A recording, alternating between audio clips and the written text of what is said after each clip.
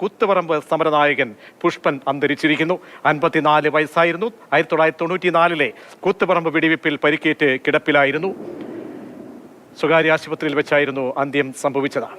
Rahul KV നൽകും വിവരങ്ങൾ. രാഹുൽ എക്കാലവും കമ്മ്യൂണിസ്റ്റ് പ്രസ്ഥാനത്തെ സംബന്ധിച്ചോളം ജീവിക്കുന്ന രക്തസാക്ഷി, ഒരുപാട് ഊർജം പ്രവർത്തകർക്ക്, പാർട്ടിക്കാർക്ക് നൽകിക്കൊണ്ടിരിക്കുന്ന സഖാവായിരുന്നു.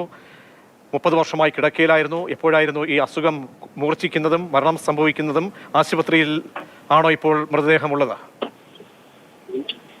കമ്മ്യൂണിസ്റ്റ് പ്രസ്ഥാനങ്ങളുടെ ഊർജമായിരുന്നു പുഷ്പൻ എന്നത്. 3 പതിറ്റാണ്ട് നീണ്ട കിടപ്പ് ജീവിതത്തിനൊടുവിലാണ് പുഷ്പൻ മരണത്തിന് കീഴടങ്ങിയത്. കോഴിക്കോട്ടെ സ്വകാര്യ ആശുപത്രിയിൽ ദിവസങ്ങളായി ചികിത്സയായിരുന്നു.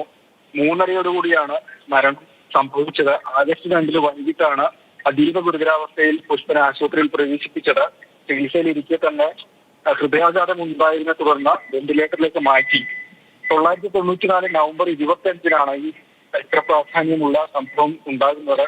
നവംബർ 25 നടന്ന DYFI സമരത്തിന് നേരെയാണ് പോലീസിന്റെ വെടിവെപ്പ് ഉണ്ടാകുന്നത്.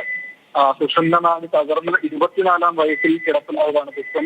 പിന്നീട് ഇങ്ങോട്ട് ജീവിക്കുന്ന രക്തസാക്ഷിയായി പുഷ്പനെ DYFIയും CPM ഒക്കെ വിശേഷിപ്പിക്കുകയും പാർട്ടിയുടെ ഒരു ഊർജമായി തന്നെ കണക്കാക്കുകയും ചെയ്തു. DYFI നിർമ്മിച്ചു നൽകിയ വീട്ടിലാണ് പുഷ്പൻ താമസിച്ചിരുന്നത്.